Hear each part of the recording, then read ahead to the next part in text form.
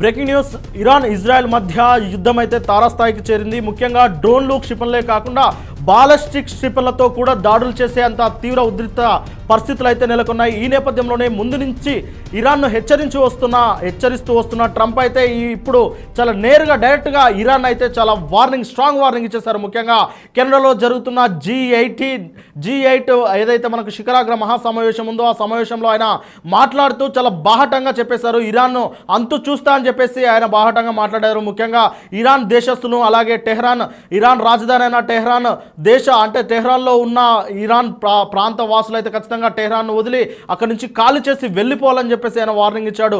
Tehran ఎట్లాగో భూస్థాపితం అవ్వబోతుందని చెప్పేసి ఆయన వార్నింగ్ ఇచ్చారు. ఇక ఇరాన్ అణ్వాయుధాల ఒప్పందాన్ని అయితే ఇప్పటివరకు చేసుకోలేదని, ఇప్పటికే 2 సార్లు టైం ఇచ్చామని, ఇప్పటికే 60 రోజులు గడువు ఇచ్చినప్పటికీ ఇరాన్ దీనిపైన సంతకం చేయకపోవడంతో ట్రంప్ అయితే ఇలాంటి వార్నింగ్లు అయితే చేస్తున్నారు. ఈ నేపథ్యంలోనే ఆయన ఇజ్రాయెల్కు మద్దతు ఇస్తున్నట్లు కూడా బాహటంగా అయితే ప్రకటించారు. అయితే నిన్నటి వరకు ఇరాన్ ఇజ్రాయెల్ మధ్య జరుగుతున్న యుద్ధంలో అమెరికా ఎలాంటి పాత్ర లేదని, ఇజ్రాయెల్కి ఎలాంటి మద్దతు ఇవ్వలేదని, కాకపోతే అంటే ఇవ్వాల్సిన పరిస్థితి వస్తే ఖచ్చితంగా ఇజ్రాయెల్కే మద్దతు ఇస్తా అని చెప్తూ వచ్చిన ట్రంప్ ఈరోజు అయితే G8 శిఖరాగ్ర సదస్సులో అయితే ఆయన చాలా క్లియర్గా మాట్లాడారు.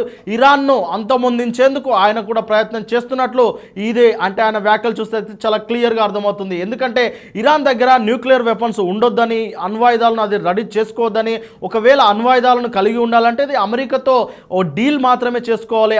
అంటే అమెరికా తయారు చేసిన న్యూక్లియర్ వెపన్స్ను మాత్రమే ఇరాన్లో ఉండాలి. అది ఆ వెపన్స్ కంట్రోల్ మొత్తం అమెరికా చేతిలోనే ఉండాలి. అప్పుడే ప్రపంచం శాంతియుతంగా ఉంటుంది. లేదంటే ఇరాన్కున్న ఆ ఏదైతే అగ్రెసివ్నెస్తో ఖచ్చితంగా ప్రపంచ ఇతర దేశాలపై దాడి చేసే అవకాశం ఉంటుందని చెప్పేసి ఆయన గతంలోనే హెచ్చరిస్తూ అయితే వస్తున్నారు. ఈ నేపథ్యంలో తాజా శిఖరాగ్ర మహాసమావేశంలో అయితే ఆయన చాలా క్లియర్గా మాట్లాడారు. ఈ నేపథ్యంలోనే ఇటు బెంజమిన్ నెతన్యాహుతో కూడా ఆయన ఫోన్లో సంభాషించినట్టయితే తెలుస్తూ ఉన్నది. ఇరాన్ను అంతమొందించేందుకు కావలసిన అన్ని వనరులు అమెరికా సమకూరుస్తుందని, అవసరమైతే ఆర్థికంగా వెపన్స్తో సహా ఇతర సైనికులను కూడా పంపించే అవకాశం ఉన్నట్లయితే ఆయన చాలా క్లియర్గా మెన్షన్ చేసినట్టయితే తెలుస్తుంది. అయితే ఎవరైతే మనకి ఇరాన్ ప్రధాని ఉన్నారో మౌసద్ పెజిషియన్, అతనైతే ఏమాత్రం భయపడడం లేదు. అంతేకాకుండా సుప్రీం లీడర్ ఖమేనీ కూడా చాలా బాహటంగా చెప్తున్నారు. ఇజ్రాయెల్ అమెరికా కలిసి వచ్చిన ఇరాన్ను ఏం చేయలేవని, ఇరాన్ చాలా సమర్థవంతంగా యుద్ధ భూమిలో పోరాడుతుంది అని చెప్పేసి ఖమేనీని కూడా అంటూ వస్తున్నారు. అయితే మొత్తం మీద ఇరాన్ ఇజ్రాయెల్ యుద్ధం జరుగుతున్న నేపథ్యంలో పశ్చిమాసియా అయితే ఒక్కసారిగా రణరంగంగా మారిన విషయం అయితే తెలిసిందే. ముఖ్యంగా ఈ నేపథ్యంలో ఏదైతే మనకు చమురు రేట్లు కూడా చాలా తారుమారయ్యాయి. ప్రపంచవ్యాప్తంగా డీజిల్ కానీ పెట్రోల్ కానీ చాలా రేట్లు అయితే భారీగా పెరుగుతున్న నేపథ్యం అయితే చూస్తూ ఉన్నాము. అయితే ఇప్పటికే 4 రోజులు అయితే దాటిపోయింది. 2 దేశాల మధ్య యుద్ధ వాతావరణం అయితే నెలకొని, అయితే ఏ దేశం కూడా అంటే ఇటు మనకి ఏదైతే ఇరాన్ ఉన్నదో ఇరాన్ తగ్గడం లేదు, ఇజ్రాయెల్ తగ్గడం లేదు. ముఖ్యంగా ఇరాన్ రాజధానిపై అయితే ఇజ్రాయెల్ విరుచుకుపడుతుంది. ముఖ్యంగా అక్కడ ఉన్న భవనాలను, అలాగే అక్కడ సైన్యాధిపతులనే టార్గెటెడ్గా, అలాగే శాస్త్రవేత్తలను టార్గెటెడ్గా ఇజ్రాయెల్ దాడి చేస్తుంటే, ఇరాన్ మాత్రం ఇజ్రాయెల్పై చాలా అంటే ఒక పద్ధతి అంటూ లేకుండా చాలా పౌరుల పైన కూడా ఇది దాడి చేస్తూ వస్తున్నది ఇరాన్.